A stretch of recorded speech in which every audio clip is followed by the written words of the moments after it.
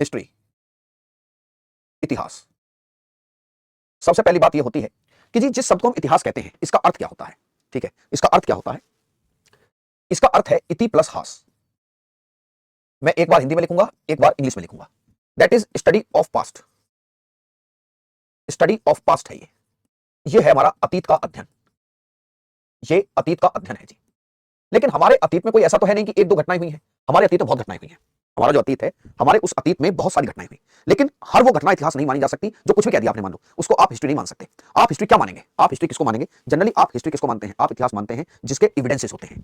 ठीक है, the study of past with evidence. With evidence यानी कि अतीत का अध्ययन जो साक्ष्यों के आधार पर है। जो साक्ष्यों के आधार पर है। जो साक्ष्यों के आधार पर है वो अतीत का अध्ययन। ठीक है, के आधार पर है। The study of past with evidence is known as the history. Is known as history. मैं कर्सिव राइटिंग लिखता हूं, कोई वर्ड किसी बच्चे को नहीं समझ में आए तो रोक लेना मुझे, मैं बता दूंगा आपको। मैं कर्सिव लिखता हूं। ठीक है, ठीक है। विष्णु पदा मोंडल जी इंग्लिश मीडियम में लिखे, बिल्कुल आपको दिक्कत नहीं होगी। मैं एक बार हिंदी में लिख रहा हूं, एक बार इंग्लिश में लिख रहा हूं, कोई समस्या आपको नहीं होगी। ठीक है, देखिए इतिहास को on the basis of study we can divide history into three parts, है ना। On the basis of the evidences we can divide history into three parts. सबसे पहले आप देखिए who used the word history and who is known as the father of history. देखिए Herodotus. Herodotus is known as the father of history. Father of history. Herodotus इतिहास का पिता कहा जाता है। हेरोडोटस हेरोडोट्स इतिहास का पिता कहा जाता है। हेरोडोट्स को क्या कहते हैं? हेरोडोट्स को इतिहास का पिता कहा जाता है। इतिहास का पिता कहा जाता है। हेरोडोटस इज नोन एज का पिता कहा जाता है। The question is that who is Herodotus? Who is Herodotus? Herodotus जो है, हु इज हेरोडोट्स? हमारा next question is that who is Herodotus sir? तो हेरोडोट्स के ऊपर तो क्वेश्चन पूछा गया एक बार। हेरोडोट्स के ऊपर क्वेश्चन पूछा गया है और ऐसा क्या किया था हेरोडोट्स ने कि उसको फादर ऑफ हिस्ट्री कहा हमने? ऐसा क्या किया हेरोडोट्स ने कि आपने इतिहास का पिता उसको कह दिया? और question is that who is Herodotus? Who is Herodotus? देखिए Herodotus was a Greek historian. Herodotus एक ग्रीक इतिहासकार था। Herodotus was a Greek historian. Was a Greek historian. Herodotus एक यूनानी इतिहासकार था। हेरोडोटस एक यूनानी इतिहासकार है। एक यूनानी इतिहासकार था। एक यूनानी इतिहासकार था। ओके, अब एक चीज और समझ में आती है। ठीक है, एक चीज समझ में आती है कि ऐसा क्या किया हेरोडोटस ने। देखिए आपको हम एक चीज समझा दे। There is a thing which is known as the shruti. Shruti is the mode to transfer the knowledge by listening, by speaking, not by the writing. What is श्रुति? श्रुति ज्ञान को ट्रांसफर करने का तरीका है जो बोलकर और सुनकर समझा जाता है, not by the writing. What is Shruti? Shruti is the mode to transfer the knowledge by listening and by speaking, not by the writing. देखिए होता क्या था कि लोग श्रुति में बिलीव करते थे। नोट देखिएगा, नोट करके लिखना है। श्रुति क्या है? What is Shruti? It is the way to transfer the knowledge, way to transfer the knowledge, way to transfer the knowledge by speaking and listening. By speaking and listening. And listening. ये ज्ञान को transfer करने का तरीका है जो बोलकर किया जाता है। और देखो सुनो भैया, बात का बन जाता है बतंगड़। तुम मतलब समझते हो तिल का तार बन जाना, मतलब एक्टिव पैसिव वॉइस आपने सुने होंगे। देखो भैया, जैसे ही आप किसी भी चीज को किसी को बोल के बताओ, आप बोलो कि आपकी बातों को थर्ड पर्सन बता रहा है, समझ लीजिए वो क्या कर देगा, वो इतना मॉडिफाई कर देगा उस बात को कि बात का जो एक्चुअल फॉर्म है वही खत्म हो जाएगी। इसलिए कहा जाता है कि लिखना इंपॉर्टेंट है। लिखना इंपॉर्टेंट है, लिखना बहुत ज्यादा इंपॉर्टेंट है राहुल। ठीक है, देखिए श्रुति का अर्थ होता है ऐसा ज्ञान, ऐसा ज्ञान जो सुनकर लिया जा रहा है, जो सुनकर लिया जा रहा है। बिल्कुल परेशान मत हो, हमने आपको एक जेंटलमैन प्रॉमिस किया था कि हम हिंदी और इंग्लिश में आपको बिल्कुल समस्या नहीं आने देंगे, और बिल्कुल समस्या आ नहीं रही है ना, बिल्कुल समस्या नहीं आ रही है। ऐसा ज्ञान जो सुनकर प्राप्त किया जाए उसे श्रुति कहते हैं। तो पहले यही कस्टम था कि लोग ना श्रुति से ज्ञान प्राप्त करते थे। First of all Herodotus start the custom to write the incidents, that is history. सबसे पहले हेरोडोट्स ने उन घटनाओं को लिखने की परंपरा शुरू की। ठीक है, लिखने की परंपरा शुरू की। देखिए इनकी बुक का नाम है हिस्टोरिका, हिस्टोरिका, इनकी पुस्तक का नाम हिस्टोरिका है। क्या आपने नील नदी के बारे में सुना है बच्चों? क्या आपने नील नदी के बारे में सुना है? ठीक है, नील नदी के बारे में सुना है। मैं बता दूं अगर आपने नहीं सुना तो, नील नदी के बारे में डेल्टा शब्द का सबसे पहले प्रयोग हेरोडोटस ने किया था। Herodotus also used the term delta in the context of Nile river. नील नदी के संदर्भ में हेरोडोटस ने ही सबसे पहले इसको कहानी को शुरू किया था। ठीक है, नील नदी के बारे में डेल्टा शब्द का इस्तेमाल किया था उसने। चलिए 100% कोई भी एग्जाम दीजिए आप सबके लिए सफिशिएंट है, बिल्कुल कोई दिक्कत नहीं आएगी। अगर मैं आपसे पूछूं कि भारत में उस समय कौन सा साम्राज्य चल रहा था जिस समय हेरोडोटस ने इतिहास को लिखने की कहानी शुरू की, तो किसका साम्राज्य उस समय था? Herodotus was contemporary to the Mauryan dynasty. Herodotus was contemporary to Mauryan dynasty. Herodotus was contemporary to Mauryan dynasty. Mauryan dynasty, उस समय भारत में मौर्य साम्राज्य था। यह मौर्य साम्राज्य के समकालीन था। यह मौर्य साम्राज्य के समकालीन था।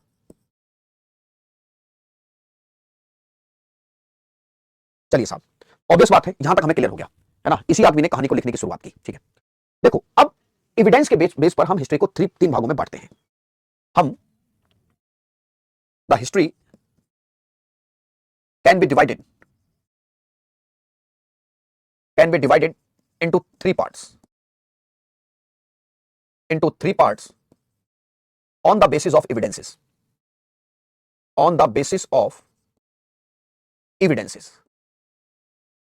हिंदी में लिखिए, साक्ष्यों के आधार पर हम इतिहास को तीन भागों में बांट सकते हैं। साक्ष्यों के आधार पर इतिहास को हम तीन भागों में बांट सकते हैं। कितने भागों में? तीन भागों में बांट सकते हैं। आधार पर तीन भागों में बांट सकते हैं। तीन भागों में बांट सकते हैं। गुरुजी एविडेंसेस का क्या मामला है, बता सकते हैं आप? अरे भाई, हर समय लिखी हुई चीजें थोड़ी मिली है। जब चीजें लिखी मिल जाती है ना, जब रिटन एविडेंसेस मिल जाते हैं, तो उसको मॉडिफाई करना बड़ा खराब, मतलब संभव नहीं है। क्या लिखा हुआ तो है, देखो। तो इसी आधार पर हम क्या देखते हैं? पहला टाइम पीरियड हमने जिसका नाम दिया, that is first one is pre historic.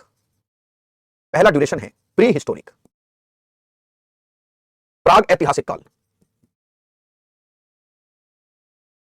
प्राग ऐतिहासिक काल, प्री हिस्टोरिक, एक ऐसा ड्यूरेशन जब हमारे पास कोई भी रिटन एविडेंसेस नहीं है, कोई रिटन एविडेंस नहीं है, सिर्फ आर्कियोलॉजिकल एविडेंसेस है। जिस समय कोई लिखित साक्ष्य नहीं है, जिस समय के कोई भी लिखित साक्ष्य नहीं है, जिस समय के कोई भी लिखित साक्ष्य नहीं है, there is no written evidences, there is no written evidences, उस ड्यूरेशन को हम प्राग ऐतिहासिक या प्री हिस्टोरिक कहते हैं। क्या कहते हैं? Pre historic. देखिए, एक क्रम से ही चलना होता है, ऐसा नहीं है कि शुरुआत अचानक से आधुनिक से कर दी। How it can be possible bro? It's not possible, है ना। हमें किससे चलना होगा? हमें उसी क्रम से चलना जिस क्रम से हमको पढ़ना होता है।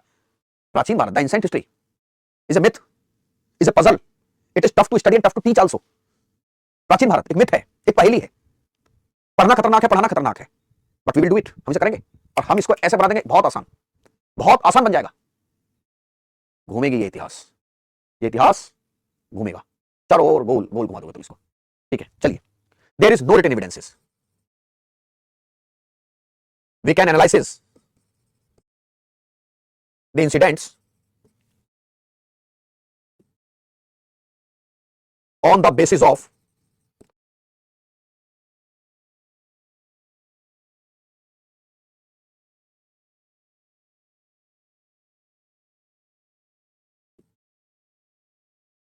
on the basis of archaeological material।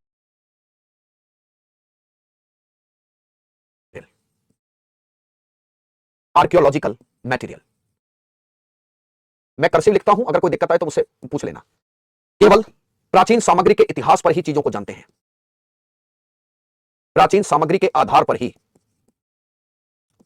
ही चीजों घटनाओं को जानते हैं। देखो, ये पत्थर मिल गया, पत्थर का प्रयोग करते होंगे, अरे तो चित्र बनाया है, हाथी का चित्र करते थे, पेंटिंग की हुई है, लगता है थाली थे, ये सब चीजें हैं जी। प्राचीन सामग्री के आधार पर ही चीजों का वर्णन होता है।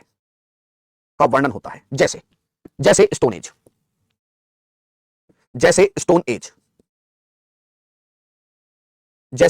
एज, पूरा का पूरा पाषाण काल इसी दायरे में आता है। क्या लिखा हुआ मिला? कुछ नहीं, सब आर्कियोलॉजिकल एविडेंसेस हैं, उनका एविकेशन कराते हैं, एनालिसिस करते हैं, चीजों को लिखते हैं। इसलिए कई बार आधे से ज्यादा चीजें नहीं पता होती कि क्या हुआ होगा। तो stone age is the example of it. Second one is proto historic. Second one is proto historic.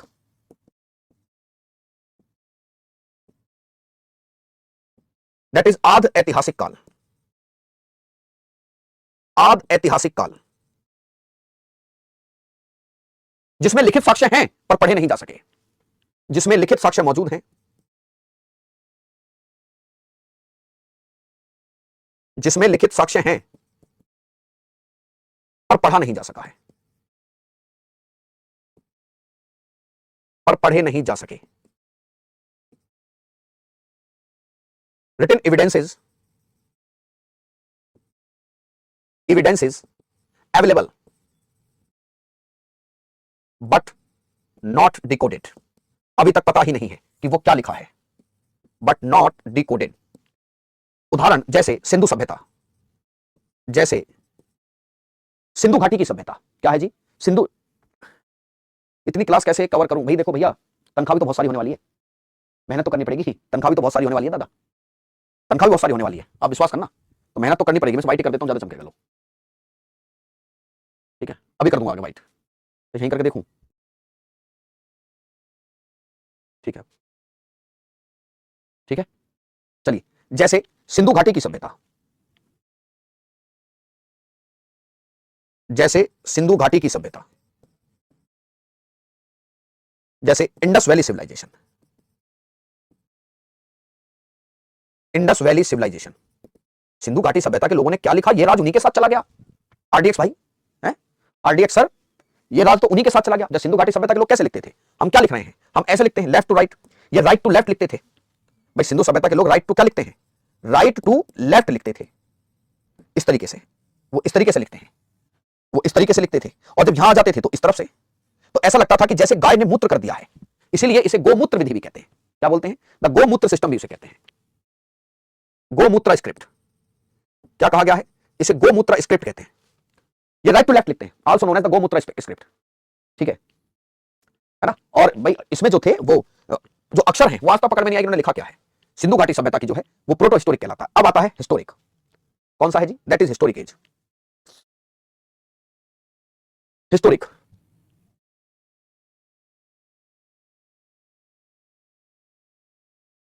ऐतिहासिक काल, वो जिसके रिटन एविडेंसेस भी हैं, जिसके रिटन एविडेंसेस भी हैं और उसको पढ़ा भी जा चुका है। हाँ, ऐसे ही लिखकर पढ़ाएंगे, लिखकर ही पढ़ना चाहिए। अगर हम ही नहीं लिखेंगे तो क्या याद रहेगा जी दादा? है? लिखना तो पड़ेगा ना। जिसके लिखित साक्ष्य मौजूद हैं और वो पढ़ा भी जा चुका है, जिसके लिखित साक्ष्य मौजूद हैं और उसे पढ़ा भी जा चुका है, और उसे पढ़ा भी जा चुका है।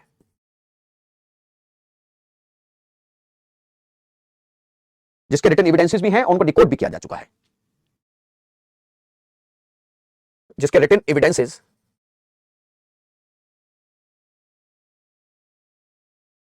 अवेलेबल हैं एंड हैज डिकोडेड, जिन्हें पढ़ा भी जा चुका है। इसका एग्जाम्पल क्या है जी? इसका उदाहरण है, एग्जाम्पल ऑफ इट, सूत्रकाल साहित्य। सूत्रकाल के बाद, या आप कह सकते हो जिसमें वेद वेद भी कंपाइल्ड हुए हैं आफ्टर द सूत्र एरा, आफ्टर द सूत्र एरा, उसके बाद इन सबको पढ़ा जा चुका है। अब आप में से आधे लोग ये पूछेंगे, आधे लोग मुझसे ये पूछेंगे, अरे यार ये तो,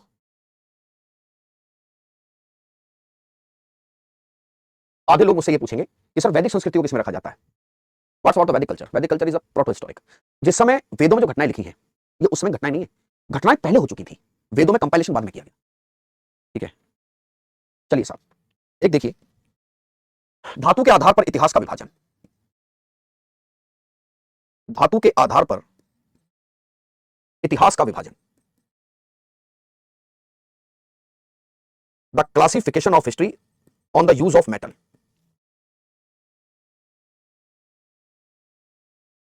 क्लासिफिकेशन या वर्गीकरण भी से बोलते हैं, of history on the basis of metal, on the basis of metal. देखिए यूं तो इंसान ने सबसे पहले, सूत्र क्या होता है देखो भैया, नाम देखो गोल्डन जी, सूत्र क्या होता है दादा, वेदों को पढ़ के बहुत सारे ऋषि मुनियों ने, जैसे एक ऋषि मुनि ने सोचा कि यार विवाह के बारे में वेद क्या कहते हैं, उन्होंने चारों वेदों से वही कहानी निकाली जो विवाह के बारे में है, उसको लिख के अलग कर दिया। यार अब मैं कहूं जी मुझे तो धर्म के बारे में जानना है, एक पिता का क्या धर्म है, घर कैसे चलता है, तो मैं चारों वेद पढ़ूं? नहीं, उन्होंने क्या लिखा, कुछ जैसे गौतम ऋषि है, जैसे मनु है, वो बाहर निकले, उन्होंने कहा कि देखो सुनो, तुम्हें परिवार के बारे में जानना है ना बस, you just want to know about the family restrictions, yes okay, उन्होंने चारों वेदों को पढ़ा और फैमिली फैमिली वाला मटेरियल निकाला, उसको लिख दिया। तो ये जो टेक्स्ट लिखे गए हैं ये सूत्र हैं, ये 6 बीसी के बाद लिखे गए, 6 बीसी के बाद, ये 6 बीसी के बाद लिखे गए, यही सूत्र हैं। ठीक है, तो धातु के आधार पर जो इतिहास का विभाजन है, देखिए यूं तो सबसे पहले इंसान ने जिस चीज का प्रयोग किया वो पत्थर है, पत्थर है। तो सबसे पहले आया जी स्टोन एज, दैट इज पाषाण काल। हालांकि पाषाण काल कोई धातु नहीं है, लेकिन फिर भी लिख लो, क्रम लगाने के लिए आता है। बंगाली प्रोनाउन नमस्कार, नमस्कार बाबूजी, है ना। उसके बाद इन लोगों ने जो सबसे पहले धातु खोजी वो कौन सी थी, सबसे पहले धातु जो खोजी गई वो धातु थी आपकी तांबा। तो तांबे को पत्थर के साथ, फिर आया ताम्र पाषाण, दैट इज चैल्कोलिथिक। उसके बाद सिंधु घाटी सभ्यता में कांसा देखने को मिला, दैट इज ब्रॉन्ज एज, कांस्य युगीन सभ्यताएं आई। कांस्य युगीन का मतलब हो गया दैट इज ब्रॉन्ज सिविलाइजेशन। कौन सी आई, ब्रॉन्ज सिविलाइजेशन। उसके बाद आई लोहा, दैट इज आयरन एज, लोह युग आया, that is bronze civilisation, iron age. और आज क्या चल रहा है, आधे कहेंगे कलयुग चल रहा है, कलयुग तो चल रहा है लेकिन चल तो रहा है आयरन एज ही। आज हम किसमें, we are living in iron age, हम आयरन एज में हैं आज। भीमा कोरेगांव की हिस्ट्री पढ़ाएंगे, भीमा कोरेगांव की हिस्ट्री नहीं पढ़ाएंगे, युद्ध नहीं हुआ था भीमा कोरेगांव का, है ना, it was the part of third Anglo marathon war, that is Bhima Koregaon की लड़ाई, पढ़ाएंगे। सर थोड़ा स्पीड बढ़ाओ, बिल्कुल एग्जैक्ट स्पीड है ना, ठीक है दादा। तो दैट इज स्टोन एज। उसके बाद चैल्कोलिथिक, है ना, copper, the first metal discovered by the human being. उसके बाद कांस्य युगीन आया है, फिर लोह युग आया। आइए साहब, सबसे पहले हम आज जिस पे बात करने वाले हैं दैट इज स्टोन एज। कौन सा है, आज हम सबसे पहले स्टोन एज पर बात करें। हमारा सबसे पहला टाइम पीरियड है stone age. Stone age that is पाषाण काल। एक्चुअल में भारतीयों को कोई खास रुचि थी नहीं, है ना, ये प्राग ऐतिहासिक काल का पार्ट है, जिसका है यह प्राग ऐतिहासिक काल का भाग है, pre historic. It is the part of pre historic, pre historic, यह प्राग ऐतिहासिक काल का भाग है, यह प्राग ऐतिहासिक काल का भाग है। किसका पार्ट है, प्राग ऐतिहासिक काल का। It is related to prehistoric, very good. अच्छा दादा, आज हम 2025 बीसी में हैं, ठीक है, 2025 बीसी में हैं। 5 लाख बीसी पहले एक कहानी शुरू हो गई थी, it was started from 5 lakh BC, यानी कि आज से 5 लाख 2000 साल पहले शुरू कर दिया था इंसान ने पत्थर का प्रयोग करना। अच्छा हाँ, और 4000 बीसी से 2025 एडी तक, 4000 बीसी से मानो आप 4000 बीसी से 2025 एडी में चल रहे हैं हम, 26 में 2026 एडी, इतना ही इतिहास है जो इंसान ने सही तरीके से जिया है, होमो सेपियंस ने। मतलब सही तरीके से क्या होता है सर, सही तरीके से मतलब है कि हम प्रॉपर कल्चर रहे, हमने खेती की, डोमेस्टिकेशन ऑफ एनिमल, पशु पाले, एग्रीकल्चर सरप्लस, अच्छी खासी खेती की, हमने ट्रेड किया, वी फॉर्म द सिटीज, हमने शहर बनाए लाइक हड़प्पन सिविलाइजेशन। तो मेरा कहने का मतलब है, और 5 लाख बीसी से पूरी कहानी शुरू हो गई है। 5 लाख बीसी से इंसान के अवशेष मिलने शुरू हो जाते हैं, और उसने सबसे पहले जिस चीज का प्रयोग किया वो पत्थर था। तो अगर मैं इसको देखूं तो 4 और 2 6000 हो गए, कितने हो गए, 6000। 6000 बटे इंसानी इतिहास कितना दिख रहा है, 5 लाख बीसी, इकाई, ढाई, सैकड़ा, हजार, 10,000, लाख, गुणा में कर दो 100, लो जी, 2 जीरो से 2 जीरो कटी, 3 जीरो से 3 जीरो, यानी कि 6 बटे 5, 5 एकम 5। अरे भैया गुरुजी, मतलब हम अपने इतिहास का 1% जानते हैं क्या, हाँ देख लो, 1% जानते हो तो अपने इतिहास का, 99% इतिहास की तो तुम्हें जानकारी ही नहीं है कि हुआ क्या था। फिर काहे इतना उछलते हैं भैया, उछलना तो फितरत है इंसान की, उछले भी ना। बीसी और एडी में क्या फर्क होता है, देखिए बीसी होती है बिफोर क्राइस्ट, जीरो पर मानते हैं। मान लो यहां पर कोई साल 60 बीसी है तो अगला साल 59 बीसी होगा, क्योंकि हम जीरो की तरफ आते हैं। एडी प्लस में चलता है, यहां 59 है तो यहां अगला साल 60 होगा। मेरी बात को समझो, मेरी बात को बहुत ध्यान से समझो, 1% जानते हैं हम, मानव की उत्पत्ति पढ़ाएंगे, रुको जरा, 1% जानते हैं जी हम। बीसी उल्टा चलता है, बीसी मान लो कोई साल 60 बीसी है तो अगला 59 बीसी होगा, 1-2%, 1.2%। हाँ, अमन ने निकाल भी दिया, अमन कुमार शो। अब खुद सोचो तुम, हम जानते हैं जी सब कुछ कहानी, अरे भैया तुम कुछ नहीं जानते, तुम्हें पता ही नहीं है कि कितना लंबा चौड़ा समय तो ऐसे ही चला गया, बहुत लंबा चौड़ा समय इंसान का वैसे ही व्यतीत हो गया। ठीक है चलो, तो अब सोचो 5 लाख, 5 लाख गुरुजी अगर ऐसे में चुप सो जाए ना तो आंख नाक कान बदल जाएंगे, दैट्स द पॉइंट। पहले तुम जिंदा नहीं बचो, इतने लंबे ड्यूरेशन को एक सिंगल फेज में पढ़ना इज नॉट प्रैक्टिकली पॉसिबल। इसे 3 भागों में बांटा जाता है, इट डिवाइडेड इनटू 3 पार्ट्स।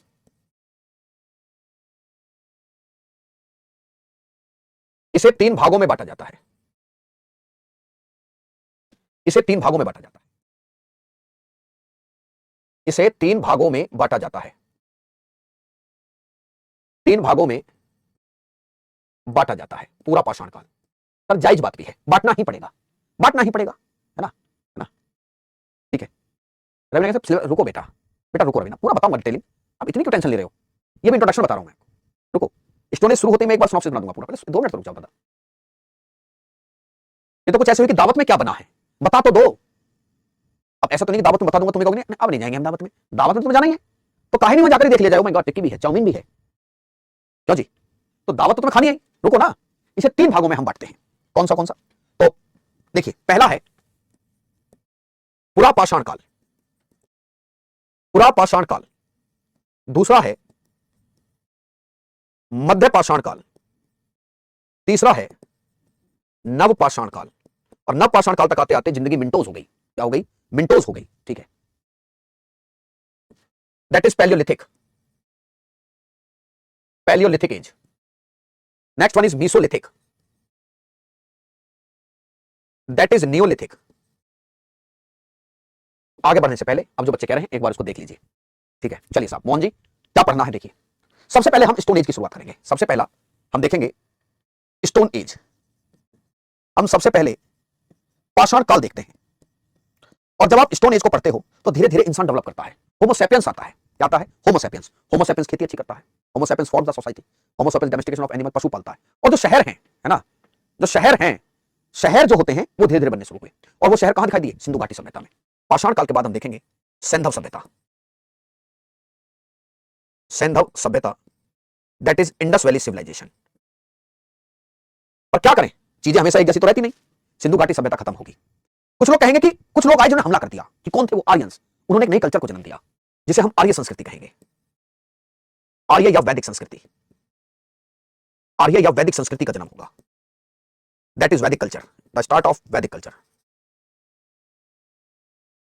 वैदिक कल्चर का जन्म होगा। जब वैदिक कल्चर आ जाएगी, वैदिक कल्चर में बड़े चेंजेस होंगे सोसाइटी में, सोसाइटी कॉम्प्लिकेटेड हो जाएगी, है ना। It was the start of caste system, the start of the rituals, customs, और मतलब रीति कर्म कांड, जाति व्यवस्था, समाज कुछ ऐसा हो जाएगा कि 2 चीजें जो हैं अलग अलग दिशा में चल पड़ेंगी। पहला तो समाज कहेगा कि भाड़ में जाइए सिस्टम, वी वांट मोक्ष।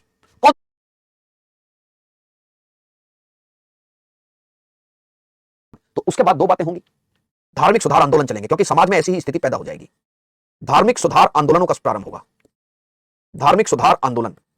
It was the start of the religious reforms, religious reforms या मूवमेंट हम कहेंगे, मूवमेंट। जैसे बौद्ध धर्म, जैसे आप देखेंगे बुद्धिज्म शुरू होगा, वो दुनिया को एक नया मार्ग दिखाएंगे भगवान बुद्ध की, मत फंसो इन चक्रों में।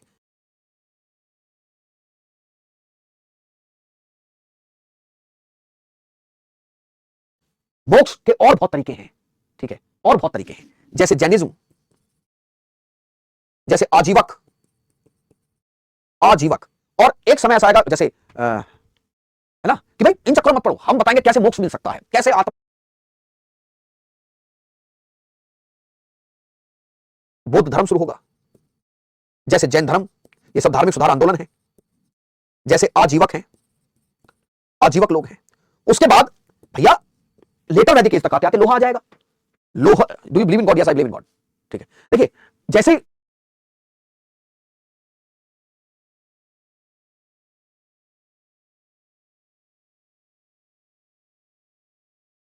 धूमताना नाना, इंपीरियलिज्म, साम्राज्यवाद, द राइज ऑफ महाजनपदास, महाजनपदों का उदय होगा, महाजनपदों का उदय होगा, the rise of mahajanapadas, the rise of mahajanapadas. फिर पता चलेगा कि 16 थे दादा, मेरे क्या 16 थे। Why the Magadh became so powerful, Magadh इतना पावरफुल कैसे हो गया, द राइज ऑफ मगधा। उसके बाद हम देखेंगे मगध का उदय, मगध का उदय, the rise of Magadha, rise of Magadh. क्यों, आखिर मगध ही क्यों? ठीक है, ठीक है, आखिरकार मगध ही क्यों सबसे आगे निकला। ठीक है, इसके आगे का सिनॉप्सिस कल बनवाएंगे, आज इतना ही रहने दीजिए, क्लास आपको समझ में बेहतर आएगी। उसके बाद पहले यही बताएंगे कि कब कहां है मगध के साम्राज्य, मगध के राजवंश, मगध के राजवंश, the dynasties of Magadh, dynasties of Magadha. देखिए मगध अपने आप में एक अपने आप में बहुत बड़ी कहानी है, द डायनेस्टीज ऑफ मगध। इसमें पहला जो डायनेस्टी है दैट इज हिरण्यक वंश। कौन सी डायनेस्टी है? हिरण्यक डायनेस्टी। हिरण्यक, इसमें राजा बिंबिसार है, अजातशत्रु है, उदयन है। इस वंश का खात्मा किया शिशुनाग ने। और पहली बार भारत के इतिहास में उस समय तक एक ऐसी बात देखने को मिली, क्योंकि शिशुनाग को जनता ने राजा बनाया था। कौन था जी? शिशुनाग वंश बैठा। शिशुनाग वंश के अंतिम राजा की हत्या की एक व्यक्ति ने। कुछ लोगों ने कहा कि डाकू था, कुछ लोगों ने कहा शूद्र था, कुछ लोगों ने कहा सर्व क्षत्रिय हंता है, लेकिन नंद है, महापदम नंद। कौन सा था? नंदवंश। नंदवंश। मेरे प्यारे साथियों, जिस समय आप नंदवंश को पढ़ रहे होंगे, उसी समय आप भारत के इतिहास में एक चीज देखेंगे, that is invasion of Alexander. Sikandar का हमला हुआ। अब सवाल यह आता है कि सिकंदर पहला आदमी था जिसने हमला किया? नहीं, सिकंदर से पहले दो लोग आए। दो कौन? हम तो सिकंदर का ही पढ़ते हैं, वही बात है ना, वही बात है ना। नंदवंश, इसी के समय, इस समय ही the invasion of Alexander, the invasion of Alexander, इसी समय सिकंदर का आक्रमण हुआ। और हमारी इतिहास की राह दूसरे राह पे चल पड़ेगी। मतलब यहीं से हम एक चीज पढ़ेंगे, क्योंकि सिकंदर पहला नहीं है। सिकंदर से पहले ईरानी आए, हाकामानीस। कौन से हैं? सर आपकी राइटिंग समझ में नहीं आ रही है भाई, ये तो माशाअल्लाह बात हो गई है, ये तो माशाअल्लाह बात हो गई, सुभान अल्लाह भी हो गई ये बात। हमें जिस चीज पे फक्र था वही चीज हमारी गड़बड़ बता दी। चलो इमरान बाबू कोई बात नहीं। देखो बेटा, अभी आप बेटा स्टोन एज को देख लो पहले, ठीक है। देखिए इसी समय हम एक टॉपिक पढ़ेंगे, भारत पर विदेशी आक्रमण। भारत पर विदेशी आक्रमण, the alien invasion on India, the alien invasion. और मैं आपकी जानकारी के लिए एक बात बता सकता हूं कि भारत पर सबसे पहले हमला जिसने किया वो आर्य थे। कौन थे? आर्य। कौन थे भैया? आर्य। और उसके बाद ईरानी। एक बात बोलूंगा, सो सब मैच्योरिटी, स्टोन एज पढ़ूंगा, रुक जाओ, पहले पिछला टॉपिक तो पूरा करा दूं। कहने सर पूरा पाषाण काल करवाइए, दिल फेंक दिए 100।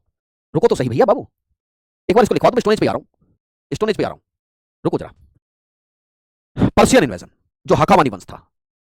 इसके बाद हम क्या देखते हैं? नंदों का खात्मा किया मौर्यंस ने, मौर्यन डायनेस्टी। मौर्य राजवंश पढ़ेंगे। कौन सा राजवंश? मौर्य राजवंश। सास भी कभी बहू थी, ये याद रखना, ठीक है। हो सकता है हम स्टूडेंट थे और हो सकता है आज भी कभी स्टूडेंट हो, क्योंकि जब तक स्टूडेंट हम नहीं रहेंगे ना, ठीक है, जब तक हम स्टूडेंट नहीं रहेंगे तब तक क्या होगा? तब तक पढ़ा भी सही नहीं पाएंगे, ठीक है। देखिए मौर्य राजवंश, चंद्रगुप्त मौर्य, बिंदुसार और अशोक। अशोक के बाद जो इसके सक्सेसर आएंगे, उस समय एक खतरा होगा जब इंडो ग्रीक्स आएंगे, हमले का खतरा बनेगा। और इस राजवंश को खत्म करेंगे शुंग वंश। कौन सी डायनेस्टी? सुंग डायनेस्टी। इसी बीच में इंडो ग्रीक इन्वेजन होंगे। इसी समय की बात होगी जब भारत पर यवन आक्रमण होंगे, द इंडो ग्रीक इन्वेजन। इसी समय यवन आक्रमण होंगे, इसी समय यवन आक्रमण होंगे, दैट इज ग्रीक इन्वेजन। इसी समय ग्रीक इन्वेजन होंगे। किस समय? शुंग वंश। शुंगों के बाद कण्व राजवंश आएगा। कण्वों के बाद सातवाहन। कौन सी डायनेस्टी आएगी? सातवाहन डायनेस्टी। सातवाहनों के बाद कुषाण डायनेस्टी। कौन सी? That is Kushan dynasty. कौन सी है? कुषाण डायनेस्टी।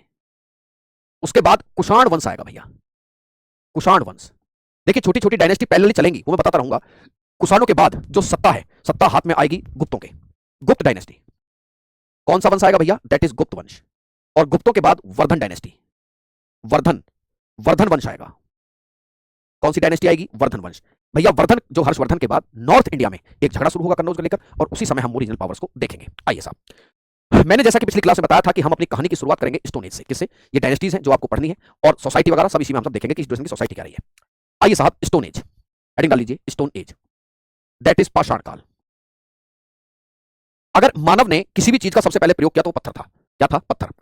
देखिए ये मैंने बताया कि ये प्री हिस्टोरिक ड्यूरेशन है, और इसके 3 पार्ट मैंने आपको बताए थे। इसके 3 भाग हैं। It is divided into 3 parts. कौन सा? पहला है जी पुरा पाषाण काल, मध्य पाषाण काल, और एक बताया था जी नव पाषाण काल। That is palaeolithic age, that is palaeolithic, और दैट इज मीसोलिथिक, और that is neolithic. 3 time period है इसमें। जो आज का हमारा ड्यूरेशन है, दैट इज पुरा पाषाण काल। हेडिंग डाल लीजिए, पुरा पाषाण काल, दैट इज पुरा पाषाण काल। पैलियोलिथिक एज, मेरी बात को ध्यान से सुनिए। भारत में सबसे पहले स्टोन टूल्स कहां देखने को मिले? सवाल यह सबसे बड़ा है। मैं कुछ बातें हैं जो मैप के माध्यम से आपको बता रहा हूं, उनको ध्यान से समझना। जैसे सबसे पहला stone tool Robert Bruce fruit, Tamil Nadu में पलवरम। सबसे पहले तमिलनाडु में एक जगह पड़ती है, नाम था पलवरम। पलवरम।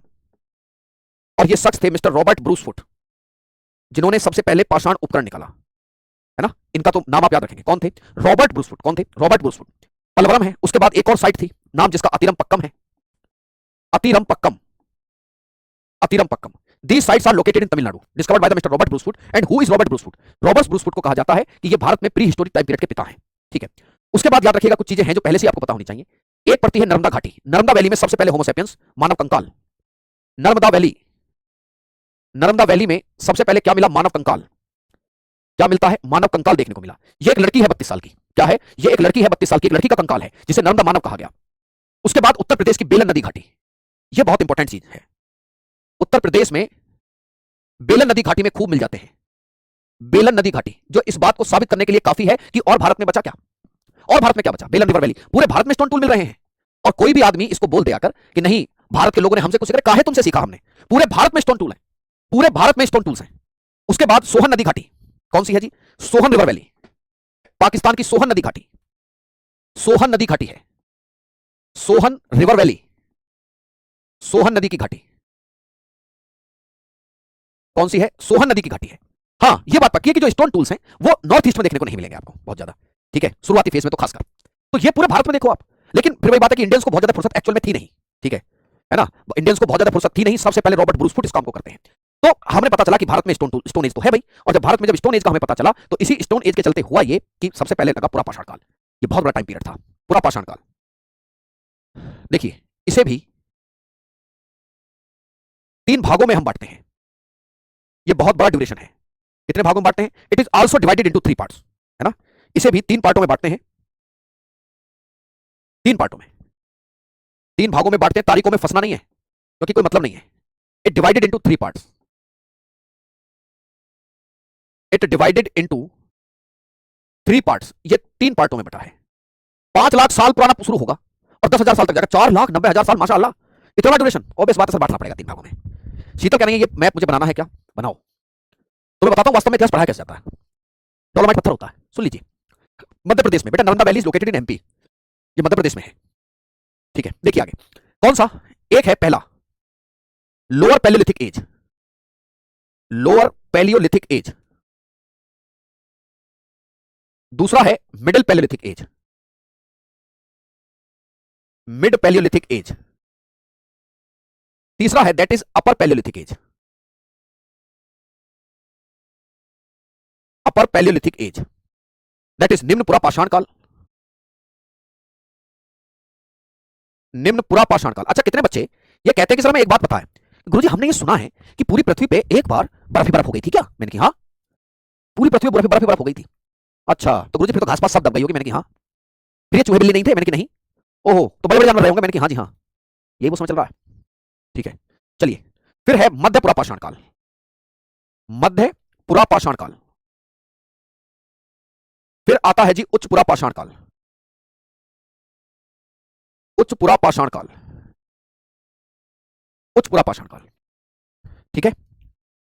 हिंदी इंग्लिश दोनों में लिख रहा हूं, बराबर लिख रहा हूं। Also speaking in bilingual. नहीं समझे? ठीक है। पलवरम के ऊपर लिखा है अतिरम पक्कम।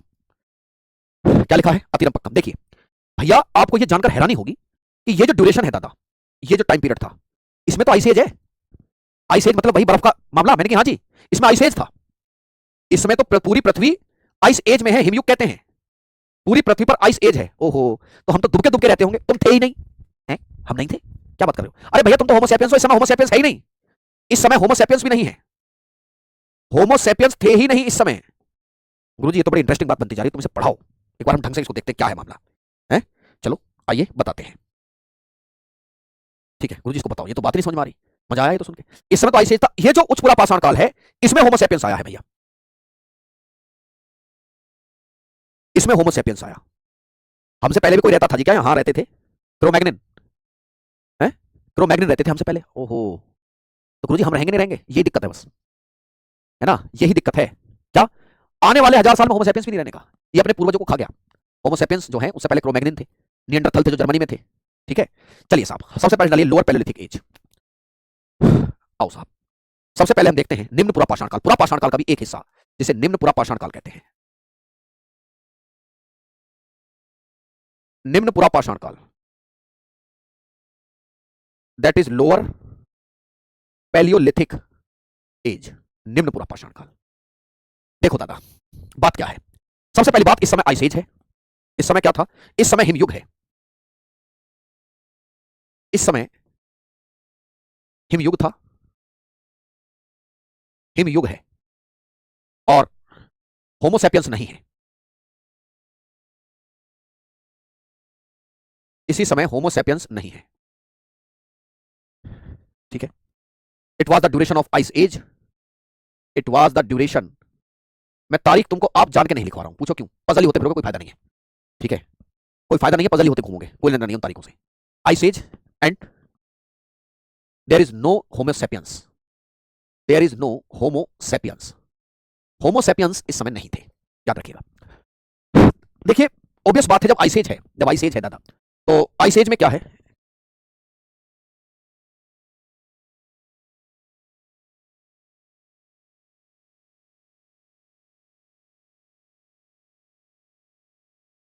देखिए अब क्या है जी, अब चूंकि आइस एज में, आप सोचिए, आइस एज में जो जानवर थे वो बहुत बड़े बड़े थे।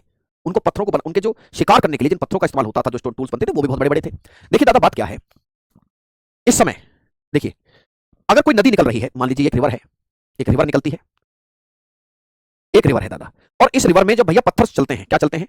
जब पत्थर चलते हैं तो धीरे धीरे आकर वो पत्थर चिकने हो जाते हैं घर्षण के कारण। ये पत्थर हैं जो नदी के साथ चलते हैं, ये वो पत्थर हैं जो नदी के साथ चल रहे हैं। अब क्या हो गया है? वो धीरे धीरे चिकने हो गए हैं, नीचे आकर धीरे धीरे स्मूथ हो गए हैं। और ये स्मूथ इसलिए हो गए ड्यू टू फ्रैक्शन। क्या हो गए? Due to friction. और इन्हीं पत्थरों को पेबल्स कहते हैं। क्या कहते हैं? इन्हीं पत्थरों को पेबल्स कहा जाता है, इन्हें ही पेबल्स कहा गया। These are known as pebbles, these are known as, इन्हीं को हमने पेबल्स कहा है। ये पेबल्स है भैया, क्या है ये? पेबल्स, ठीक है। ये जो कल्चर थी, इसमें इन्हीं पेबल्स का प्रयोग किया गया। इन पत्थरों को पकड़ते, इनको घिसते, और घिसकर इनसे स्टोन टूल बनाते। इस समय उपकरणों के लिए,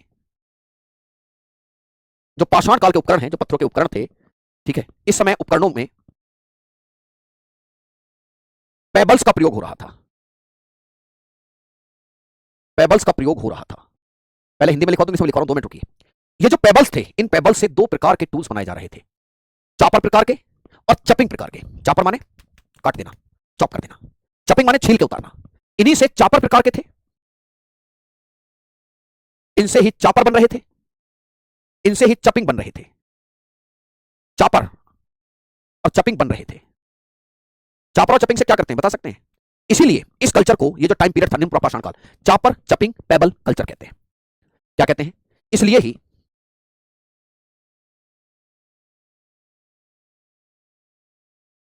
चॉपर चपिंग पेबल्स कल्चर कहते हैं। इंग्लिश में लिख लीजिए एक बार इसको, दी पेबल्स। लिखिए बेटा, इंग्लिश में लिख लीजिए, इंग्लिश में लिखवा रहे हैं, है ना, ठीक है, इंग्लिश में लिखिए। इस समय जो टाइम पीरियड था, जो लगभग 5 लाख साल पुराना जाता है, उस समय आइस एज था, होमोसेपियंस उस समय था नहीं। और ये जो पत्थर थे, वो जब पानी से बहकर आते थे, जब पानी से, तो वो जो चिकने पत्थर हो जाते थे, उनको इस्तेमाल करते थे, ठीक है। उनसे घिसकर एक तरफ घिस लिया, फिर दूसरी तरफ घिस लिया, कुछ मारने के काम आता था, ठीक है, उसको मार कर खाल उतारने काम आता है, ठीक है, कुछ काटने के काम आता था, ठीक है। देखिए, the stone tool of this duration, of this duration, of this duration, made by pebbles, made by pebbles. These pebbles, these tools are of 2 types, are of 2 types, that is chopper, that is chopping. That's why this culture is known as chopper chopping culture, ठीक है। That's why this culture is known as the chopper chopping culture। एक चीज मैं बताना चाह रहा हूं, एक बच्चे का कमेंट देख रहा हूं, क्या क्वेश्चन बनेगा इतने डीप से? बाबू डीप तो ये है ही नहीं, पहले तो आप ये समझिए, these are the basic knowledge, ये बिल्कुल बेसिक बातें हैं, बिल्कुल बेसिक बातें हैं। खुशी, जो बच्चे पहली बार तैयारी कर रहे हैं, हम उन्हें एक सलाह देंगे, फायदा उठाना हमारी मेहनत का, फायदा उठाना हमारी मेहनत का। कुछ ऐसा ना हो, कुछ इस कदर बकरी मालिक से नाराज हुई, संवेदना की चाहत में कसाई के पास चली गई, ऐसा ना हो जाए। हम चाहते हैं कि आपको एक ही बार पढ़ाएं, और ऐसा पढ़ाएं कि 100%, ठीक है। विशु टोंगर सुन लीजिए, आपको पता ही नहीं है एग्जाम का लेवल क्या आपके, ठीक है, ऐसा कोई कमेंट नहीं करेगा बच्चा, ठीक है। It is very filtrate content और नो डाउट, ठीक है, ये एक फिल्ट्रेट कंटेंट है। ये सब सवाल लास्ट ईयर में आए हुए हैं, है ना। एक कह रहे हैं जी राजा यूपीएससी लेवल, बेटा वो तो फिर चक्कर खा जाओगे आप, ठीक है, चक्कर खा जाओगे, समझ गए। चलिए, that's why this culture is known as chopper chopping pebble culture. Chopper chopping pebble culture, pebbles culture.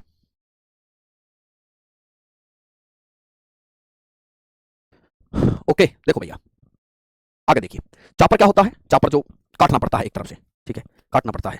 और मान लीजिए कि एक पत्थर है, ऐसे ही स्टोन टूल्स, ऐसे ही स्टोन टूल्स साउथ इंडिया से भी मिलते हैं, साउथ इंडिया से भी मिलते हैं।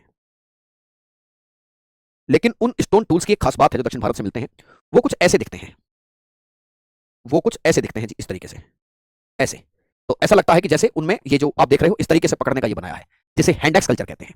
बेटा मानव नहीं था, लेकिन मानव से, मानव का अर्थ क्या है, मानव का अर्थ क्या है। अब तुम मानव का अर्थ लगा रहे हो होमोसेपियंस, होमोसेपियंस से पहले भी तो लोग थे, क्रो-मैग्नियन था, निएंडरथल था, उससे पहले भी तो थे, उनकी जगह पर होमोसेपियंस आए हैं, तो वो भी तो कुछ करते होंगे। इसीलिए इस कल्चर को, इसीलिए ये जो कल्चर है, इसे साउथ इंडिया में इसे हैंड एक्स कल्चर की संज्ञा दी गई है।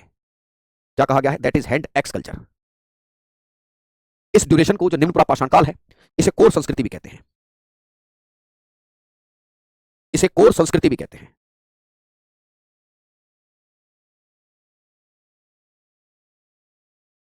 It is known as core culture, it is known as core culture. इसी को कोर संस्कृति भी कहते हैं। क्यों? क्योंकि जो पेबल होता था, पेबल जो होता है, उसके बीच वाले हिस्से का ये प्रयोग करते थे, बीच वाले हिस्से का।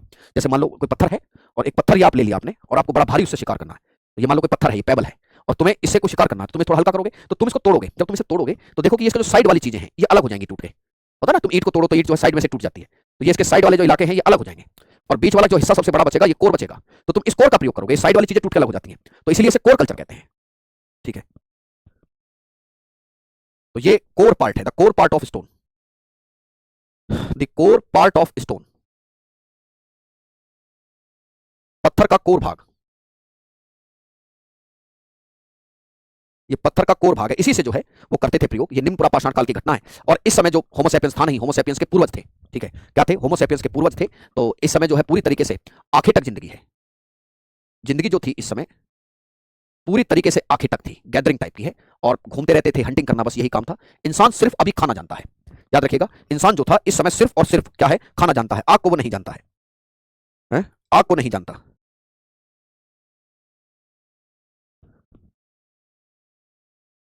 ठीक है। आग को वो किसी प्रकार से इस समय नहीं जानता है, वस्त्र का उसे ज्ञान नहीं है ना, आग को नहीं जानता, वस्त्र को नहीं जानता, ठीक है। इस समय आग को नहीं जानता, है ना, इस समय जो है वो आग नहीं जानता है। ये जो ड्यूरेशन था वो आग को नहीं जानता। देखो ऐसा तो नहीं हो सकता कि तुम आग की खोज करो, आग की खोज पॉसिबल नहीं होती है ना, आग की जो खोज है वो पॉसिबल नहीं होती है। आग का प्रयोग इन लोगों को नहीं पता, खाना बदोश जीवन जीते थे, ये आग का प्रयोग इनको नहीं पता है। आग का जो प्रयोग है वो पूरी तरीके से वो नहीं मतलब जानते ही नहीं है, उनको वस्त्र का भी कोई ज्ञान नहीं है, वो वस्त्र के बारे में नहीं जानते। एक चीज और याद रखिएगा, ये जो लोग हैं इन्हें सोसाइटी की नहीं पता है, एक साथ रहने की इनको मतलब नहीं है, और ये सभ्य नहीं है, ठीक है, एक साथ नहीं रहते हैं अभी, ठीक है, समाज इनका नहीं होता है। और अगर आप देखें तो मतलब बहुत सारी चीजें हैं, ये बहुत ज्यादा सिविलाइज्ड नहीं है, ठीक है, बहुत ज्यादा सभ्य नहीं है, बहुत ज्यादा सभ्य नहीं है, बहुत ज्यादा सभ्य नहीं है। पेपर में सवाल बनता है कि ये बताइए कि इस ड्यूरेशन टाइम पीरियड की साइट्स बताइए, इस टाइम पीरियड की भारत में साइट्स, इस टाइम पीरियड की साइट देखिए, इस टाइम पीरियड की साइट्स, क्या साइट्स हैं इस टाइम पीरियड की? इंसान की उत्पत्ति, बेटा इंसान का अर्थ है यहाँ लब, इंसान का अर्थ है कि होमोसेपियंस नहीं है, होमोसेपियंस से पहले भी हम जैसे दिखने वाले लोग थे, हम जैसे दिखने वाले लोग थे। एक सवाल है भगवान कहाँ थे इस समय? It is not a ritual class, ये हिस्ट्री की क्लास, उसको वही बने रहने दीजिए। तुम्हें क्या लगता है कि कथा चल रही है भैया? इस समय की साइट्स देखिए, पूछी जाती है। देखो दादा,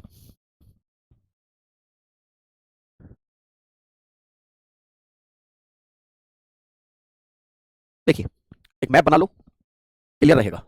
इस समय की साइट समझने के लिए एक मैप बनाओ आप, और मैं जैसे कह रहा हूं वैसे करते चलो। अगर तुम्हें यह है कि जी हमें जीके जीएस में अच्छा स्कोर करना है और तुम्हें नौकरी प्राप्त करनी है, तो तुम जैसे मैं कह रहा हूं चुपचाप वैसा बस करते रहो, बहुत ज्यादा सवाल जवाब करने नहीं है, बस समझ जाओ कि गुरुजी कह रहे हैं तो कुछ ठीक ही कह रहे होंगे, ठीक है। जैसे कौन सी है जी, यहां से नोट कीजिए, सोहन नदी घाटी, लिद्दर नदी घाटी, मिर्जापुर की बेलन नदी घाटी, नर्मदा नदी घाटी में इस समय के टूल्स मिले हैं। कहां मिलते हैं? नर्मदा नदी की घाटी, ओके। और देखो राजस्थान में डिडवाना है, राजस्थान में डिडवाना, राजस्थान में डिडवाना है, गुजरात में साबरमती नदी की घाटी है। तो मैं लिख देता हूं चीजों को, यहां देखिएगा। पहली बात, सोहन नदी घाटी कौन सी है जी? सोहन नदी घाटी है। यहां पर कश्मीर है, कश्मीर की लिद्दर नदी घाटी है। कश्मीर में लिद्दर नदी की घाटी, लिद्दर, कश्मीर की लिद्दर रिवर वैली, कश्मीर की लिद्दर रिवर वैली, ठीक है। उत्तर प्रदेश के मिर्जापुर में, उत्तर प्रदेश के मिर्जापुर में, उत्तर प्रदेश के मिर्जापुर में कौन सी नदी घाटी? जो आपकी, ठीक है, मिर्जापुर में बेलन नदी घाटी, बेलन नदी घाटी, दी बेलन रिवर वैली, बेलन रिवर वैली है। बेलन नदी घाटी इतनी इंपॉर्टेंट है कि तुम पाषाण काल के कोई से भी ड्यूरेशन में जाओ, तुम बेलन नदी घाटी में पहुंच जाओ, वहां पर तुम्हें उसी ड्यूरेशन के स्टोन टूल मिल जाएंगे। ये जो बेलन नदी घाटी है, it is also known as, it is also known as textbook of prehistoric India, prehistoric India, है ना। इसे प्राग ऐतिहासिक काल की टेक्स्ट बुक की संज्ञा दी गई है। प्राग ऐतिहासिक काल का,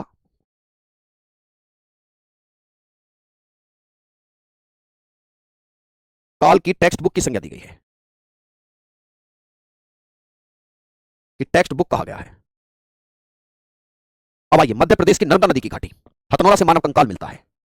मध्य प्रदेश की नर्मदा नदी घाटी, की Narmada valley, the Narmada valley of Madhya Pradesh, the Narmada valley of MP. भैया यहां से एक क्या मिलता है? सबसे पहले, सबसे पहले आपको मानव के साक्ष्य मिलते हैं। सबसे पहले मानव के साक्ष्य मिल रहे हैं इसी ड्यूरेशन में। सबसे पहले मानव के साक्ष्य, मानव के साक्ष्य एक तरीके से द एंशिएंट ह्यूमन स्केलेटन क्या मिलता है यहां से? द एंशिएंट ह्यूमन स्केलेटन, सबसे पुराना मानव, एक खोपड़ी मिलती है एक्चुअल में। क्या मिलती है? खोपड़ी मिलती है। The ancient human skeleton, the ancient human skeleton, ancient human skeleton मिलता है सबसे पहले मानव के साक्ष्य। और तुम जानते हो इंसान के जीवन में, जब हम, क्योंकि हम एक डेवलपमेंट के बाद बने हैं, तो जीवन में एक सबसे बड़ी चीज थी रीढ़ की हड्डी का प्रयोग। तो जिस मानव के, जिस पूर्वज ने, होमो सैपियंस के जिस पूर्वज ने सबसे पहले रीढ़ की हड्डी का प्रयोग किया, वो होमो इरेक्टस थे। तो याद रखिएगा, ये एक 32 साल की फीमेल महिला की खोपड़ी है ना। इसे नर्मदा मानव कहा गया है।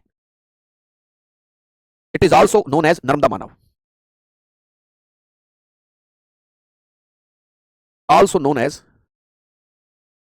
नर्मदा ह्यूमन। क्या कहते हैं? नर्मदा ह्यूमन। इसे नर्मदा मानव भी कहते हैं। ऐसा लगता है कि जैसे कुछ लोग क्लास में सिर्फ फॉर्मेलिटी के लिए आए हैं। कहना अच्छा नहीं लग रहा, बट ये सत्य है। कुछ लोग तो शायद इसलिए आए हैं कि ये बताया जाए कि पढ़ाया कैसे जाता है। या हो सकता है पूरे रूप से विद्वान रहे हो पहले से ही, है ना। हो सकता है पीएचडी स्कॉलर रहे हो। ऐसा नहीं लगता क्लास में कुछ लोग ये सिखाना आते हैं कि पढ़ाया कैसे जाए है? कुछ लोगों को लगता है कि सिखा दिया जाए। गुरुजी इतने सिलों में, रविंदर जी कैसे व्यक्ति हैं आप, और कितना, मतलब कितना फास्ट चलोगे आप? बेटा नौकरी लगाओ हमारे तरीके से, लग जाएगी। अपने तरीके से चलोगे, दिक्कत का सामना खुद तो करोगे करोगे, क्योंकि जब तुम टेंशन में होगे, तुमसे हमें लगाव है, टेंशन में हम भी आ जाएंगे। ठीक है, तो keep patience, don't disturb the class and me also. और बहुत ज्यादा तेज पढ़ने का शौक है तो फिर दिक्कत है। ठीक है, चलिए। आल्सो नोन एज नर्मदा, इसी को नर्मदा मानव भी कहा गया है। यह कैसा मानव था? यह होमो इरेक्टस है। होमो इरेक्टस होमो सैपियंस के इतिहास में वो पहला मानव था जिसकी रीढ़ की हड्डी सीधी थी। क्या थी? जिसकी रीढ़ की हड्डी क्या थी? सीधी थी।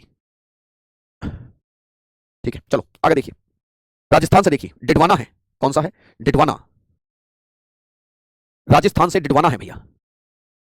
राजस्थान से एक जगह पड़ती है Didwana,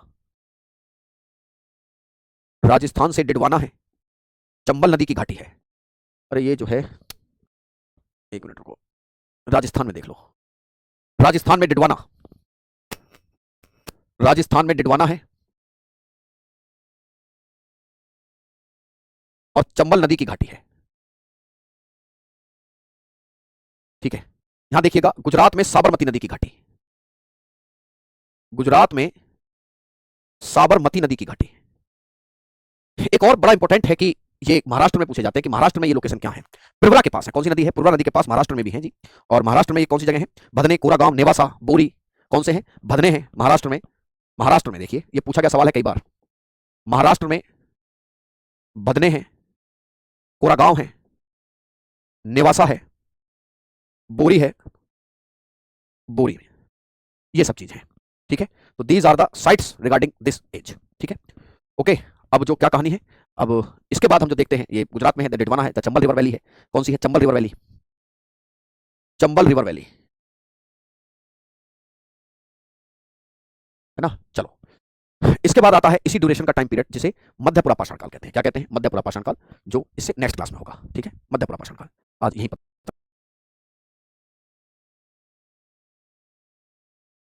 that is lower palaeolithic age, lower palaeolithic age. इसके बाद आता है वो ड्यूरेशन जिसे मध्यपुरा पाषाण काल कहते हैं। बेसिकली अंतर क्या है? अंतर यही है कि भाई जो पत्थर हैं, जो स्टोन टूल्स हैं, स्टोन टूल्स को हम किस तरीके से इस्तेमाल कर रहे हैं।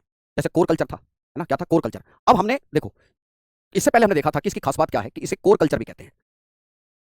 क्या कहा गया? इसे कोर कल्चर कहा था हमने, क्योंकि पत्थर के कोर का इस्तेमाल कर रहे थे। इसी को हमने, चूंकि सोहन नदी में बहुत कुछ मिला, तो इसे सोहन संस्कृति की संज्ञा भी दी है। That is Sohan culture. इसे सोहन कल्चर भी कहा हमने, इसे कोर कल्चर भी कहा। हम देखते हैं कि इसको नॉर्थ और साउथ इंडिया के अकॉर्डिंग दो भागों में, नॉर्थ प्लस साउथ इंडिया के अकॉर्डिंग उसको हमने दो भागों में बांटा। जो नॉर्थ इंडिया वाला था उसको हमने क्या कहा? चापर चपिंग संस्कृति कहा। और साउथ में हमने एक कल्चर देखी जिसे हमने हैंड एक्स कल्चर कहा। क्या कहा? Hand axe culture. बात समझ में आई? चापर चपिंग संस्कृति और हैंड एक्स कल्चर कहा हमने उसे। अब इसी क्रम में, इसी सीक्वेंस में, लोअर के बाद upper palaeolithic, sorry, lower palaeolithic age के बाद मिडिल पैलियोलिथिक एज आता है, मध्यपुरा पाषाण काल। क्या आता है जी? मध्यपुरा पाषाण काल। That is mid palaeolithic age. ये जिस पत्थर का हम कोर का प्रयोग कर रहे थे, आपको हमने बताया था ये बात कि हुआ क्या था। एक पत्थर है, एक पत्थर है जिसे हमने पेबल्स कहा था, और जब इसको चारों तरफ से तोड़कर इसके कोर वाले हिस्से का हमने इस्तेमाल किया था। ये जो इसका कोर वाला हिस्सा है, इसके चारों तरफ की ये चीजें हटा दी गई, तो बीच में जो था, फिर हमने कोर वाले हिस्से का इस्तेमाल किया। ये इसके किनारे थे, ये इसके फलक थे। ये क्या थे? ये फलक थे, जिसे फ्लेक कहते हैं। These are the flakes. And ये जो बीच वाला हिस्सा था भैया, the middle part of this stone, this pebble is known as the core. इसे कोर कहा गया, और इसी के आधार पर ये संस्कृति थी, कोर संस्कृति। अब चूंकि समय बदल रहा था, धीरे धीरे बर्फ भी जो है पिघलने लगी थी, तो चूंकि अब इसके लिए इन बड़े पत्थरों की रिक्वायरमेंट नहीं है, there is no requirement of the core, the requirement of the flakes. इसीलिए इस समय में जो पत्थरों के हथियार थे वो फलक के बने। इसे फलक संस्कृति भी कहते हैं, इसे फलक संस्कृति भी कहा जाता है। इसे ही फलक संस्कृति भी कहा जाता है।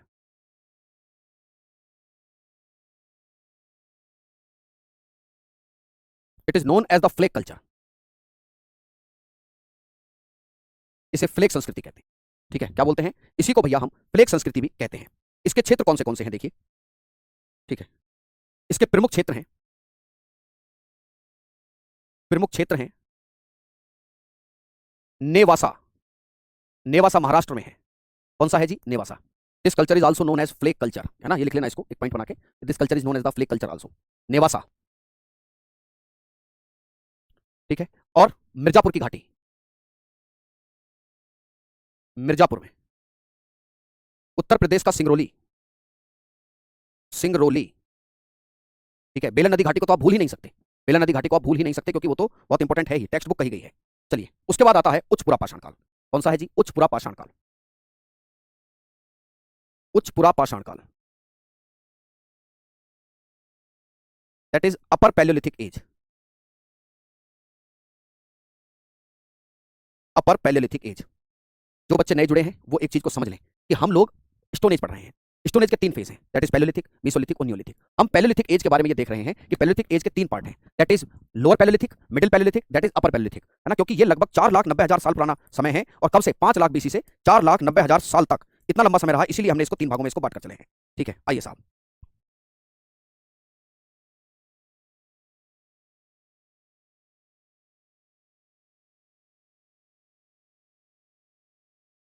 देखिए, उच्चपुरा पाषाण काल।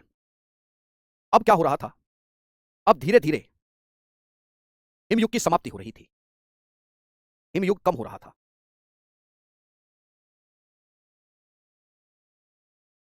द आइस एज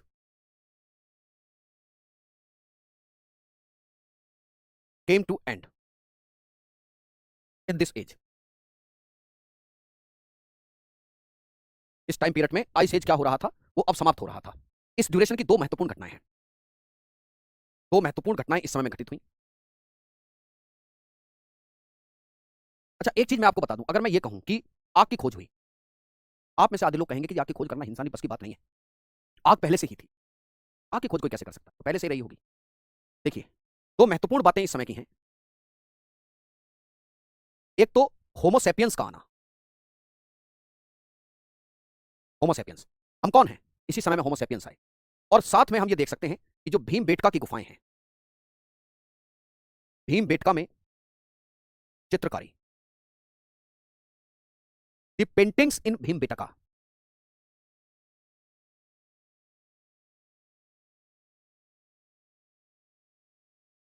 भीमबेटका,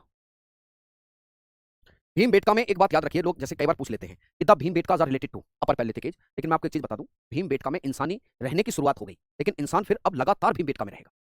लगातार भीमबेटका में रहेगा। भीमबेटका का जो संबंध है वो फिर सिंधु घाटी सभ्यता, मतलब जब जब मानव आगे बढ़ेगा उनका संबंध रहेगा ही। ठीक है, भीमबेटका का यहाँ ध्यान रखना, किसके खोजकर्ता, these caves are discovered by mister V D Wakankar, V D Wakankar हैं।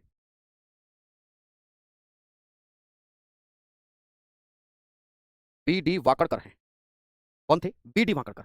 एक पॉइंट और याद रखिएगा कि कई बार ये पूछते हैं कि कैसे कलर्स का प्रयोग हुआ होगा। जो रंग प्रयोग हुए थे, जो कलर प्रयोग हुए हैं, these are the natural colours, natural colours प्रयोग हुए हैं, नेचुरल कलर। ठीक है, और इन्होंने हर उस चीज की इमेज बनाई जिससे ये डरते थे, है ना? हर उस चीज की इमेज ये बना रहे हैं जिसके ये जानकार थे या जिससे ये डरते थे। हाँ, ये याद रख सकते, एक चीज और याद रखना, आग की खोज का भी जिक्र आता है ना? लेकिन अब धीरे धीरे क्या हो रहा है कि आग की खोज जो है, आग का प्रयोग बड़ा मायने रखता है। खोज का तो चलो जाने देते हैं, लेकिन आग का प्रयोग करना अपने आप में मायने रखता है कि भाई आग के प्रयोग कब शुरू हुआ है। तो न्योलिथिक एज से ये लोग पूरे आग का प्रयोग करना शुरू कर देंगे। ठीक है, चलो। अच्छा, एक जगह पड़ती है लोहदा नाला, इसी टाइम पीरियड में एक जगह मिलती है, हड्डी से मूर्ति बनाने का प्रारंभ होता है। हड्डी से मूर्ति, फ्रॉम बोन, ये लोहदा नाला से मिलती, और ये गोडेस की मूर्ति है। कुछ लोगों ने इसे भाला भी कहा है कि ये तो भाले जैसी लगती है, लेकिन लोगों ने कहा कि हड्डी से बनी हुई मूर्ति है, ये लोहदा नाला से मिली। तो ये पूरी कहानी है उच्चपुरा पाषाण काल की, और उच्चपुरा पाषाण काल के आखिर तक आते आते हमें कुछ बातें समझ में आ गई कि देखिए, हम 5 लाख बीसी की बात कर रहे हैं आज से करीबन। अच्छा जी, तो ये जो सर जो अपर पैलेथिक एज, हम कहाँ तक आ गए हैं? हम कमोबेश 8000 बीसी तक आ गए हैं, 10,000 बीसी तक। यानी कि अगर हम आज देखें तो सर आज से कितना साल पहले की हम चर्चा कर रहे हैं? 12,000 साल पहले। ओके, तो थोड़ा पीछे की तरफ आइए। हाँ, क्योंकि सर बीसी में तो पीछे आ जाता है ना, मैंने कि हाँ पीछे की तरफ आ रहे हैं। अब हम आएंगे, इतना सब होने के बाद होमो सैपियंस आ चुका है, आइस एज पिघल चुकी, आइस धीरे धीरे पिघल रही है, नए जीव जंतु आ रहे हैं, घास आ रहे हैं, इंसान की फितरत बदल रही है। वो फितरत बदली मध्य मध्य पाषाण काल में आते आते, आइए हेडिंग डालते हैं, मध्य पाषाण काल।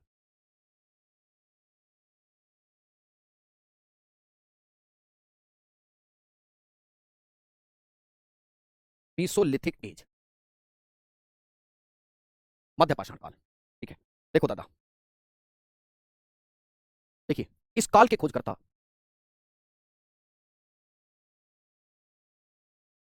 इस काल के जो खोजकर्ता हैं, इंग्लिश में अभी लिख रहा हूं, एक बार पहले हिंदी में लिख लीजिए फिर इंग्लिश में लिखूंगा। सी एल कलाइल हैं, सी एल कलाइल।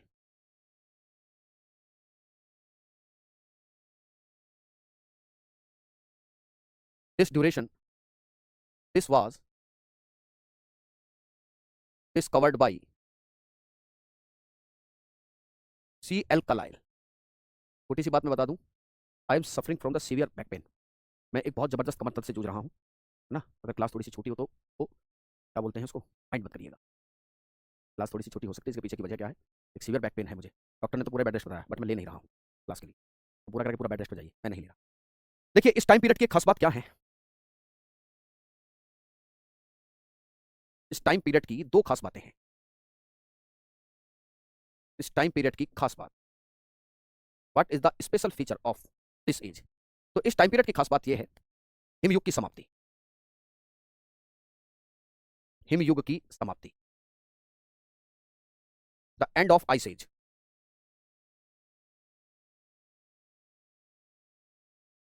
क्या है जी? आइस एज की समाप्ति हो रही। अच्छा, जब हिमयुग की समाप्ति हो रही है तो यहीं से देखिएगा, वनस्पतियों का प्रकार बदल जा रहा। वनस्पति कौमा जीव जंतुओं का आकार बदल रहा है। जीव जंतुओं का क्या बदल रहा है? आकार बदल रहा है।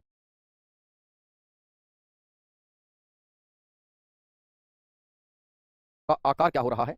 बदल रहा है। The forms of vegetation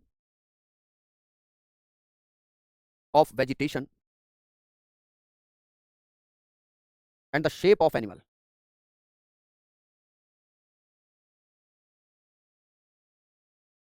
is changing, flora and fauna भी जिसे कह देते हैं, इज चेंजिंग। अब यहां से क्या बदलाव यहां देखने को मिले, बहुत ध्यान से देखिए। जब आप देखते हैं कि जो वेजिटेशन का प्रकार बदल गया, द न्यू ग्रासलैंड्स, नए जो वो थे आपके घास के मैदान आगे आए, है ना, नए घास के मैदान आए। कौन क्या आते हैं? न्यू ग्रासलैंड्स, ठीक है। अब जब नए घास के मैदान आए तो छोटे छोटे जानवर भी सामने आए, जैसे चूहे, खरगोश, बिल्ली, ये सब आते हैं, है ना, नए छोटे आकार के जंगली जानवर आए।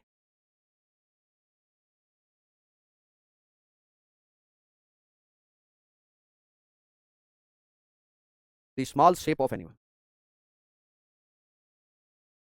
सामने आते हैं, छोटे छोटे आकार के जो जानवर थे वो सामने आए। अब एक बात सोचो, बहुत कॉमन सेंस वाली बात है। मान लो कि छोटे आकार का जानवर है ना, जैसे एक चीज हाँ याद रखिएगा, अभी एक मिनट में याद आई, जो उच्च पुरा पाषाण काल है, इसे ब्लेड कल्चर भी कहते हैं। It is also known as blade culture, it is also known as blade culture. क्या कहते हैं? इसे ब्लेड कल्चर कहते हैं, है ना। तो आपने कोर का इस्तेमाल किया फलक का, लेकिन जब आप छोटे छोटे आकार के जानवरों को आप देख रहे हैं तो एक बात एकदम स्पष्ट हो जाती है कि दादा अब क्या होगा ना, अब हमें छोटे आकार के ऐसे स्टोन टूल चाहिए जिनसे हम उनका शिकार कर सकें। अभी ऐसा थोड़ी है कि तुम एक बिल्ली को मारने, मतलब भगवान, मैं जो है क्या नाम है, किसी प्रकार की पशु हिंसा का विरोध करता हूँ, गलती समझिएगा, लेकिन एग्जाम्पल के तौर पर बता रहा हूँ कि मान लो आप किसी बिल्ली को जो है लेके जा रहे हो मारने के लिए, बड़ा पत्थर लेके, पता चला शिकारी खुद यहाँ शिकार हो गया, तो ये संभव नहीं है ना। तो छोटे आकार के जानवर यहाँ देखने को मिल रहे हैं, तो इसीलिए जब छोटे आकार के जानवर हैं तो पत्थरों के उपकरण भी छोटे हो गए।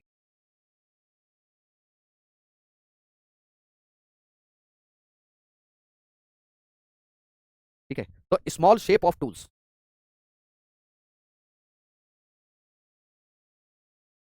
Small shape of stone tools, जिन्हें हम माइक्रोलिथिक्स कहते हैं, जिन्हें हम सूक्ष्म पाषाण उपकरण कहते हैं, द माइक्रोलिथ्स। यही सवाल बहुत बार पूछा कि माइक्रोलिथिक किस ड्यूरेशन की विशेषता है। कई बार यह प्रश्न पूछा गया कि माइक्रोलिथ जो है किस ड्यूरेशन की विशेषता है, तो microliths are the special feature of the mesolithic. तो मीसोलिथिक में क्या है, छोटे छोटे पत्थरों के उपकरण मिलते हैं जिन्हें हम क्या बोलते हैं, माइक्रोलिथ्स कहा जाता है। क्या कहा जाता है? माइक्रोलिथ्स। आइए साहब आगे देखिए, तो ये देखते हैं, यहीं पर याद रखिएगा कि सूक्ष्म पाषाण उपकरण,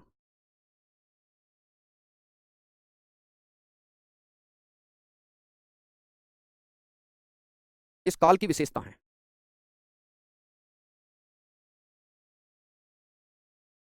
microliths are the feature of this as.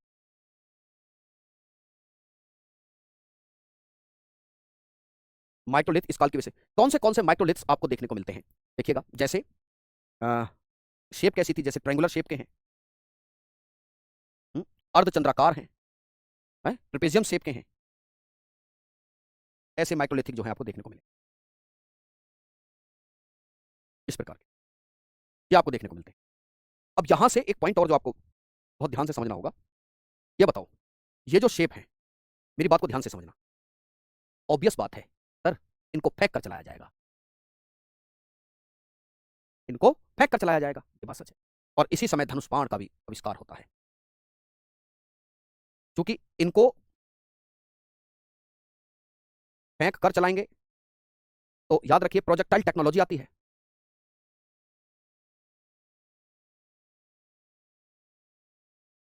प्रक्षेप्य तकनीक आई, प्रोजेक्टाइल टेक्नोलॉजी क्या आती है जी? प्रोजेक्टाइल टेक्नोलॉजी आती है।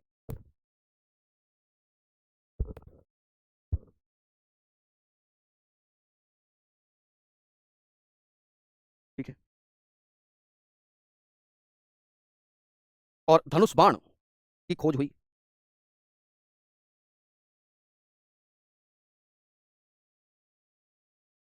आंशिक रूप से खेती शुरू होती है, आंशिक रूप से खेती,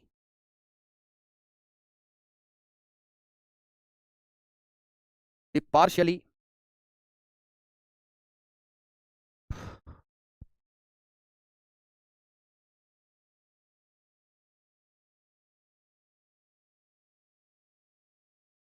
आंशिक रूप से खेती शुरू हुई, पार्शियली एग्रीकल्चर। नोट कीजिएगा, सबसे पहले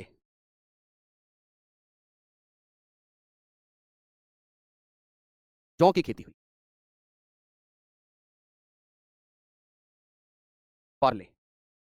हम्म, यहीं से पता चलता है कि इंसान ने ना क्या किया है। अच्छा एक चीज हम आपको बता दें, मैं थोड़ी सी बताना चाह रहा हूं, एक टर्म आप समझो, एक टर्म होती है संस्कृति, क्योंकि अब इसका रोल इंपॉर्टेंट हो जाएगा। संस्कृति वर्सेस सिविलाइजेशन, जिसे हम हिंदी में सभ्यता कहते हैं। अगर आप कभी देखो, इसे इंग्लिश में कल्चर कहते हैं, तो जनरली ऐसा लगता है कि दोनों बातें एक ही तो हैं, क्या अंतर है? दोनों बातें एक ही तो हैं, क्या अंतर है? बट ह्यूज डिफरेंस है। देखो दादा, क्या होता है, संस्कृति क्या है? किसी इंसान का रीति रिवाज है, किसी इंसान का कोई रीति रिवाज है जिसे कस्टम हम कहते हैं, तो वो संस्कृति कहलाएगा भैया। कोई रीति रिवाज आ गया है ना, कोई विचार है, कोई विचार है आपका, कोई रीति रिवाज है आपकी, कोई सोच है आपकी, कोई संस्कार है आपका, ये सब क्या है? ये सब कल्चर में आते हैं। ये एक प्रकार के भाव हैं जो नष्ट नहीं हो सकते। उसी क्रम में अगर हम ये देखें कि भाई सभ्यता क्या होती है, तो ये अलग चीज होती है। सभ्यता क्या है दादा? सभ्यता जो भौतिक चीजें हैं, कोई इमारत हो गई, इसी रीति रिवाज से कोई इमारत है, कोई मंदिर आपने बनाया है, कोई मस्जिद आपने बना दी है, कोई घर आपने बनाया है, कुछ भी आपने बनाया जो दिख रहा है, जो दिख रहा है, वो सब सिविलाइजेशन है। और कभी भी याद रखना, आपने सब सुना होगा कि सिंधु घाटी सभ्यता का पतन। याद रखना, संस्कृतियां बहुत लंबे समय तक चलती हैं, संस्कृति कभी नष्ट नहीं होती, और हमेशा पतन सभ्यता का होता है। हमेशा पतन किसका होता है? सभ्यता का। इनका हमेशा पतन होता है, इसका पतन हो जाता है, हमेशा तो नहीं लेकिन हो जाता है, इसका पतन होता है, संस्कृति का पतन नहीं होता। ठीक है, तो याद रखिएगा। कोई कह रहा है जी हमारे घर में मेला लग रहा है, कोई कहता है जी हमारे घर में हवन हो रहा है, हम मंत्र पढ़ते हैं, हम दुआ सलाम करते हैं, ये सब आपकी संस्कृति। आपको पढ़ना चाहिए, आपने विचार है, आपकी संस्कृति है। और आपने पढ़ने के लिए एक लाइब्रेरी बना ली, वो आपकी लाइब्रेरी तो दीवार है ना, ढांचा है, वो क्या है? वो आपकी सभ्यता है। और याद रखिएगा, नदियों को सभ्यताओं का पालना कहते हैं। नोट करके लिखो, मैं लिखवाऊंगा वैसे आगे बताऊंगा अभी। नोट, नदियां सभ्यताओं का पालना है, नदियां सभ्यता का पालना कही गई। The rivers are the cradle of civilisations, नदियां जो होती हैं उन्हें सभ्यता का पालना कहा। आइए, तो समझ गए, इसको याद रखिएगा, ये चीजें समझने की है। देखिए, तो सबसे पहले जौ की खेती हुई, और साथ में डोमेस्टिकेशन ऑफ एनिमल, पशुपालन प्रारंभ हुआ, that is domestication, domestication of animal. सबसे पहले जो पशु पाला गया वो कुत्ता था, सबसे पहले कुत्ता पाला गया।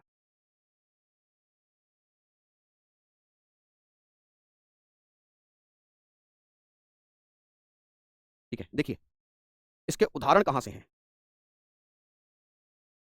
राजस्थान के बागौर से, मध्य प्रदेश के आदमगढ़ से। कहां से? द बागौर ऑफ राजस्थान, आदमगढ़, यहां से इसके साक्ष्य मिलने शुरू हो जाते हैं। ठीक है, आइए साहब, जो भीमबेटका की गुफाएं हैं, भीमबेटका की जो गुफाएं हैं, की गुफाओं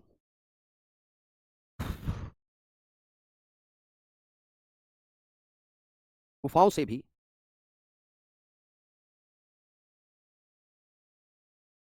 इस काल के उपकरण मिलते हैं।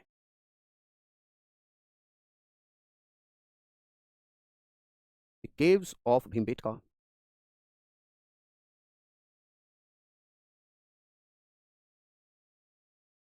Also related to this age. बच्चों, मैं आपको एक सूचना दे दूं, भाई मैं सीवियर बैक पेन से गुजर रहा हूँ, डॉक्टर ने मुझे बिल्कुल ये कहा कि तुम्हें खड़ा नहीं रहना, बट मैं क्लास बंद नहीं करूंगा। ठीक है, बट 2 4 5 दिन मुझे आराम मिल जाएगा। अब थोड़ी सी क्लास छोटी एडजस्ट कर ले, इतना तो कर लोगे, मुझे भरोसा है। बंद नहीं करूंगा, निश्चिंत रहो, क्लास छुट्टी नहीं होगी, बट 2 4 दिन ऐसे एडजस्ट कर लोगे, थोड़ा छोटी क्लास। लिटरली डॉक्टर ने बोला कि आपको खड़ा बिल्कुल नहीं रहना। ठीक है, चलिए भैया, धन्यवाद। इसके आगे जो इसकी कुछ साइट्स रहती हैं, अलग क्लास।